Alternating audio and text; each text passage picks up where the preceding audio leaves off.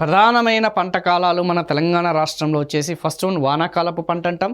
రెండవది వచ్చేసి మనం యాసంగి పంట అంటాం. మరి వానాకాలపు పంటలో అత్యధికంగా స్థూల సేద్యపు విస్తీర్ణం ఉందా, లేదంటే యాసంగిలో మనకి అత్యధికంగా స్థూల విస్తీర్ణం అనేది ఉందంటే చాలా స్పష్టంగా ఇక్కడ మనకు తెలుస్తుంది. ఆల్మోస్ట్ మనకి రెండు కూడా చూసుకుంటే మనకి ఈ యొక్క 2021లో చూసుకున్నా కానీ, లేదంటే 2022లో చూసుకున్నా కానీ వానాకాలపు పంట అనేది ఓకేనా స్థూల సాగు విస్తీర్ణం అనేది అత్యధికంగా ఉంది. సో ప్రధానంగా చూసుకుంటే మనం నైరుతి పవనాల మీదనే అత్యధికంగా ఆధారపడుతున్నాము. ఎక్కువగా అధిక శాతం మంది రైతులు జూన్ జూలైలోనే అధికంగా పంటలు అనేది వేస్తారన్న సంగతి, పంట నాట్లు వేస్తారన్న సంగతి ఇక్కడ చాలా స్పష్టంగా మనకి తెలుస్తుంది.